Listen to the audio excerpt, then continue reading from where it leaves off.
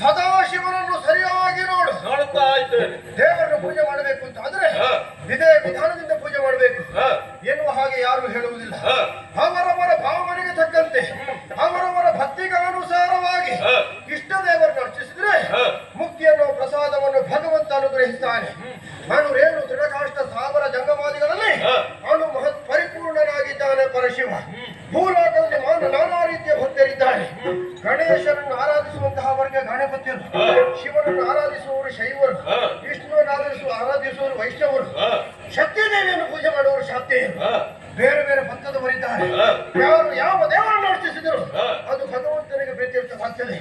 ನೀನು ದೇವರ ಸನ್ನಿಧಾನದಲ್ಲಿ ಎಷ್ಟು ವರ್ಷ ಆಯಿತು? ಬಹಳ ಸಮಯ ಇದ್ರೆ ಸಾಲದು. ಕಲ್ಲು ಎಷ್ಟೇ ವರ್ಷಗಳವರೆಗೆ ನೀರಿನಲ್ಲಿದ್ದರೆ ಅದು ಮೃದುವಾಗುವುದಿಲ್ಲ. ಕತ್ತೆಯ ಬೆನ್ನಿಗೆ ಗಂಧದ ಮೂಟೆಯನ್ನು ಹೊರಿಸಿದ್ರು ಕತ್ತೆಗೆ ಗಂಧದ ಪರಿಮಳ ಹೇಗೆ ಗೊತ್ತಾಗುವುದಿಲ್ಲ, ಅದೇ ರೀತಿಯಾಗಿ ದೇವರ ಸನ್ನಿಧಿಯಲ್ಲಿರುತ್ತಹ ನೀನು ದೇವರ ಮಹಿಮೆಯನ್ನು ಅರ್ಥ ಮಾಡಿಕೊಳ್ಳದಿರುವಂತಹ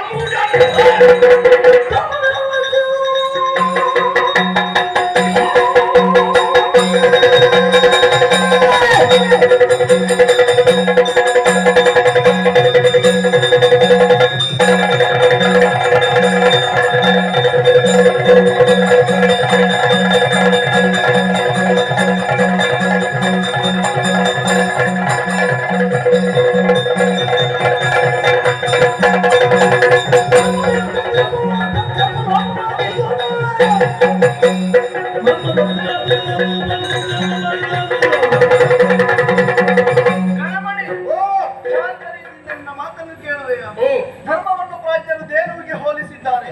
ಅಂತ ಧರ್ಮದೇನೆಂಬುದು ಕೃತಯುಗದಲ್ಲಿ 4 ಪಾದದಿಂದ, ತ್ರೇತಾಯುಗದಲ್ಲಿ 3 ಪಾದದಿಂದ, ದ್ವಾಪರಾಯುಗದಲ್ಲಿ 2 ಪಾದದಿಂದ ಸ್ಥಿರವಾಗಿತ್ತು.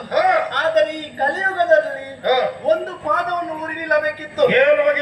ನಿಲ್ಲುವುದಕ್ಕೆ ಅಸಾಧ್ಯವಾಗಿದೆ. ಮನುಜರೆಲ್ಲ ದುಷ್ಕರ್ಮ ನಿರತರಾಗಿದ್ದಾರೆ. ಸತ್ಕರ್ಮ ಲೋಪವಾದ ಕಾರಣ ಕರ್ಮ ಭೂಮಿಯಲ್ಲಿ ಧರ್ಮನಾಶವಾಗಿದೆ.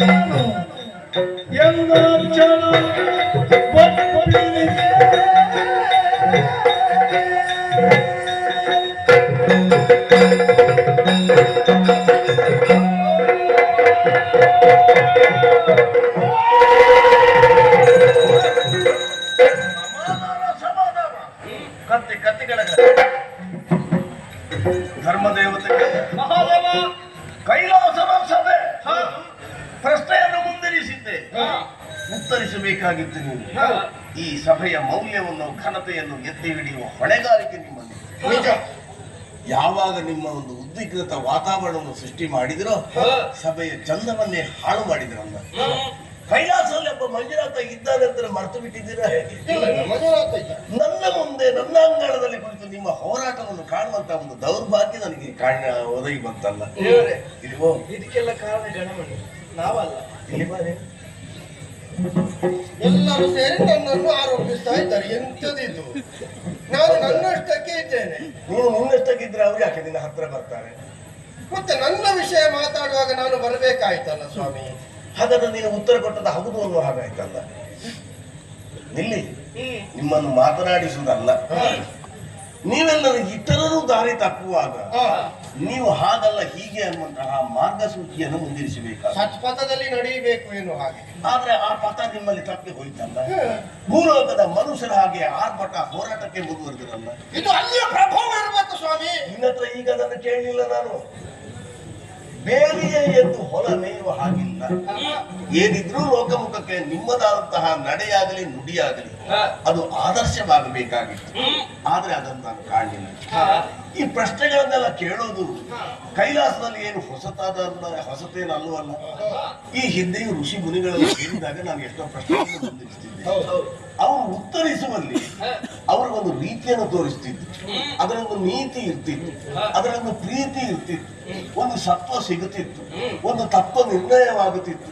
ಅಷ್ಟು ಮಾತುಗಳು ಮತಿಯಿಂದ ಮಥನವಾಗಿ ಮುಂದೆ ಬರ್ತಿತ್ತು. ಆ ವಿಷಯಗಳೆಲ್ಲ ಲೋಕ ಕಲ್ಯಾಣಕ್ಕೆ ವಿನಿಯೋಗವಾಗುತ್ತಿತ್ತು.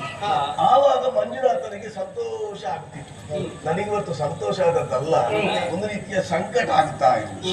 ಅಯ್ಯೋ, ಇಲ್ಲಿಗೂ ಆಯ್ತಲ್ಲ ಈ ಪರಿಸ್ಥಿತಿ. ಏನೇ ಇರ್ಲಿ, ನಿಮ್ಮ ಮುಖ ನೋಡಿದ್ರೆ ಇನ್ನೂ ದ್ವೇಷ ತಗ್ಗಿದ ಹಾಗೆ ಕಾಣಿಸ್ತಾ ಇಲ್ಲ. ದ್ವೇಷ ಬಿಟ್ಟು ಬಿಡಿ.